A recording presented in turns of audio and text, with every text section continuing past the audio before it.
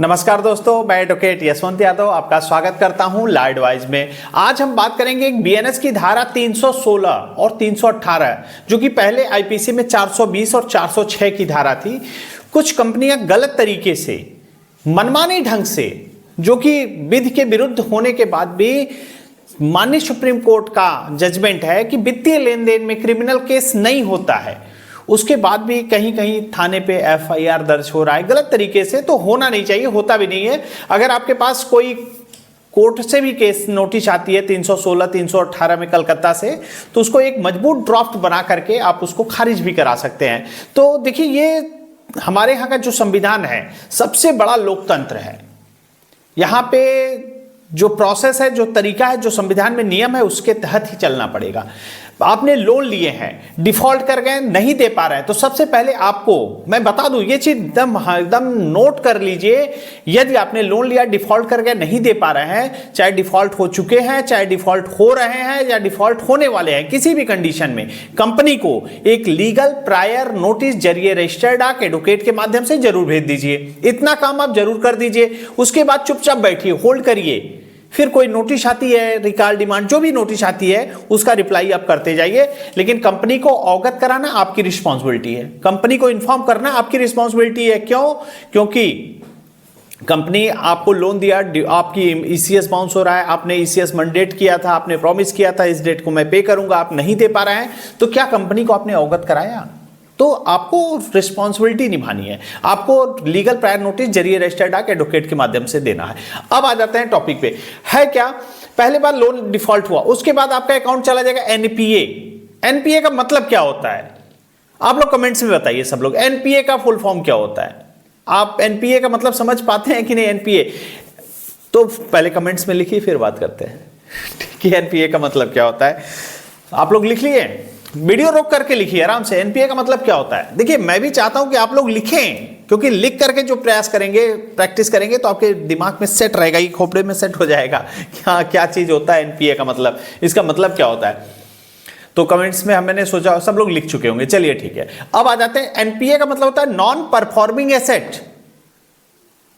Non performing asset, आपके पैसे से जो आपको लोन दिया गया उसको परफॉर्म नहीं कर रहा है, उससे बैंक को, कंपनी को कोई लाभ नहीं हो रहा है, तो उसको कहते हैं एनपीए, नॉन परफॉर्मिंग एसेट। माने आपके पैसे से कंपनी को कोई लाभ नहीं हो रहा है।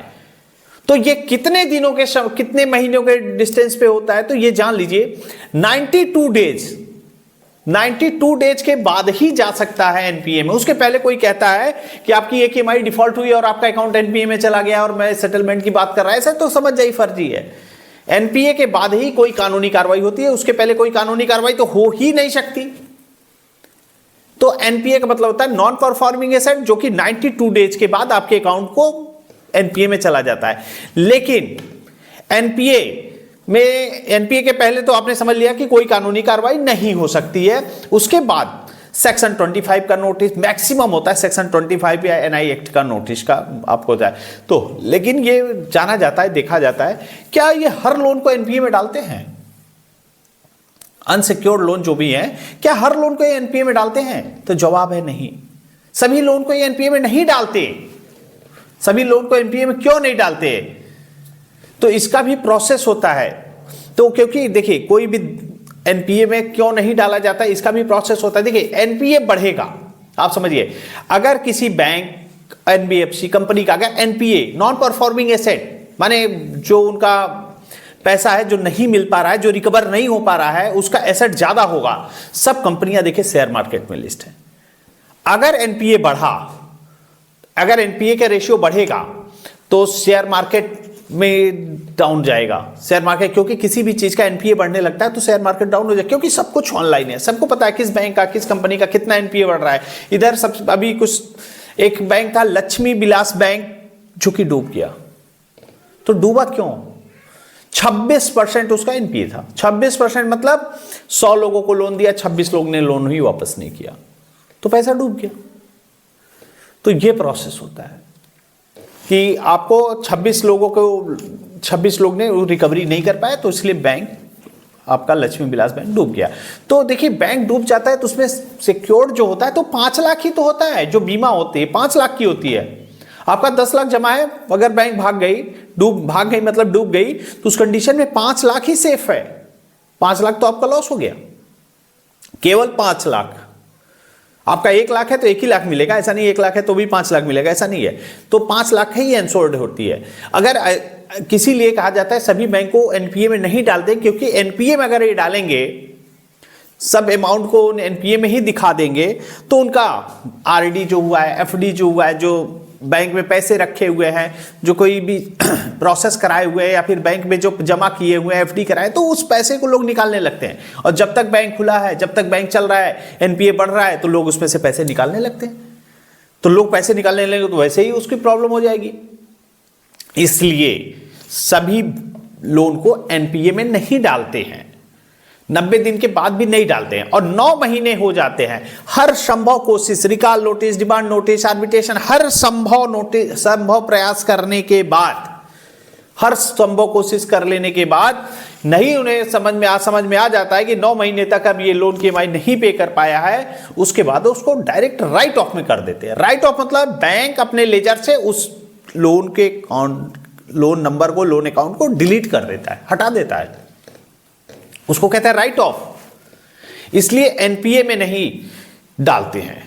ज्यादातर लोन को जरूरी नहीं कि आपको एनपीए में डाल देंगे, अनसिक्योर्ड है तो ज्यादातर में नहीं डालते हैं, और अब उसके बाद 9 महीने बाद राइट ऑफ में डाल करके अपने लेजर से साफ सुथरा कर देते हैं। और जरूरी नहीं है कि हर अनसिक्योर्ड लोन में आपके ऊपर केस ही किया जाए, उनके पास भी विकल्प होता है, सेटलमेंट का ऑप्शन होता है, लोक अदालत में सेटलमेंट कर लेते हैं, या फिर वो आपको सेटलमेंट लेटर प्रोवाइड करा सकते हैं, मेल पे भेज करके सेटलमेंट, क्योंकि उनके पास भी प्रेशर होता है, तो भी अपने पोर्टफोलियो को साफ सुथरा रखना चाहते, सेटलमेंट करके क्लोज करते हैं। और ज्यादातर अनसिक्योर्ड लोन में सेटलमेंट पे आसानी से आ जाते हैं। सिक्योर्ड में भी आते हैं, लेकिन उसका प्रोसेस अलग है। सिक्योर्ड लोन अलग है, अनसिक्योर्ड लोन अलग है, और 2 ही प्रकार के लोन होते हैं, सिक्योर्ड, अनसिक्योर्ड। आप तो कहेंगे नहीं सर, बहुत सारे लोन होते हैं, credit card loan, car loan, gold loan, FD के against loan, property loan, car, bus, truck, jeep का लोन, बहुत सारे लोन है, लेकिन कैटेगरी देखेंगे तो 2 ही है, gold loan, secure loan, credit card unsecured, personal loan unsecured, business loan unsecured, education loan unsecured, property के अगेंस्ट लोन, जो लोन में प्रॉपर्टी मॉर्गेज है या कोई कीमती वस्तु गिरवी है, गोल्ड हो गया, कोई कीमती वस्तु गिरवी है, उस कंडीशन में वहां पे सिक्योर्ड कहते हैं। अनसिक्योर्ड वह लोन जिसमें कोई भी प्रॉपर्टी या फिर कोई कीमती वस्तु गिरवी नहीं है, कोई भी, बस आपके सिविल को, पैन कार्ड को, आधार कार्ड को देख करके दिया गया है, उसको कहते हैं अनसिक्योर्ड लोन। तो उसको अनसिक्योर्ड लोन की कैटेगरी में आता है। और सिक्योर्ड 2 ही तरह के लोन होते हैं। अब सिक्योर्ड लोन में क्या होता है, अगर प्रॉपर्टी का रेट ज्यादा है, प्रॉपर्टी का रेट कम है, लोन अमाउंट ज्यादा है, तो उस कंडीशन में नहीं रिकवर होता है, तो सेटलमेंट पे आते हैं। या फिर अगर आपके पास 13(2) सरफेसी एक्ट 13(2) का नोटिस है, 13(4) का नोटिस है, किसी प्रकार का नोटिस है, आपको 13(3)A में ऑब्जेक्शन डाल देना है, और जरूरत पड़ती है तो आप हमसे पर्सनली मीटिंग कर सकते हैं, प्रोवाइड करा सकते हैं, ताकि कोई भी आपको क्या प्रोसेस है, क्या करना है सिक्योर्ड लोन के लिए। अब उसके बाद आप कंपनियां जो 316 और 318 का केस कर देती हैं वित्तीय लेन देन में, नोट कर लीजिए, कुछ चीजें नोट कर लिया करिए। माननीय सुप्रीम कोर्ट का जजमेंट के आधार पे मैं बता रहा हूं, अगर जरूरत पड़ेगी आपको जजमेंट की कॉपी भी प्रोवाइड करा दूंगा। वित्तीय लेन देन में क्रिमिनल केस नहीं होता है, पैसे का लेन देन है, आपने लोन लिया, डिफॉल्ट किया, नहीं दे पा रहे, इसमें क्रिमिनल केस 316 318 कहां हो पाएगा। वित्तीय लेन देन में क्रिमिनल केस नहीं होता, इसलिए बहुत परेशान न हो, अपने अधिकार को जाने, क्या प्रोसेस है, क्या तरीका है, क्या करना है, कैसे करना है, वो चीज आपको ध्यान देना होगा। और रही बात प्रायर लीगल नोटिस की, तो मैं कई बार आपको बता चुका हूं, कंपनी को आपको लीगल प्रायर नोटिस जरूर देना है। और लीगल प्रायर नोटिस जो होता है, लीगल प्रायर नोटिस जो होता है, ये कम से कम, ये तो दूसरा है, दूसरी नोटिस है। लीगल प्रायर नोटिस 10 पेज का एक मजबूत ड्राफ्ट होता है, उस पे हमारा नाम, एड्रेस, ईमेल आईडी, ये सब मेंशन होता है, हमारा चेंबर नंबर सब कुछ रहेगा, लिखा रहेगा, ताकि हमारे लेटर हेड पे जाएगा, हमारी स्टैंप लगी रहती है, ताकि जो भी प्रोसेस होगा कंपनी आपको इन्फॉर्म करेगी, साथ में हमारे भी नंबर पे, हमारे ईमेल आईडी पे वो भेजते हैं। तो ये सब प्रोसेस होता है, हमारा सब कुछ डिटेल, हमारी नंबर, ये सब हमारे मेंशन करके वो दिया जाता है। तो मैं आपको साफ साफ शब्दों में बता दूं, कंपनी को नहीं दे पा रहे हैं तो कंपनी को एक लीगल प्रायर नोटिस जरूर दे दीजिए। उसके बाद कोई दिक्कत है, समस्या, लीगल प्रायर नोटिस देके चुपचाप आप होल्ड करिए, बैठ जाइए। उसके बाद जो नोटिस आए, recall notice, demand notice, arbitration, जो नोटिस आते जाए उसका रिप्लाई देते जाइए।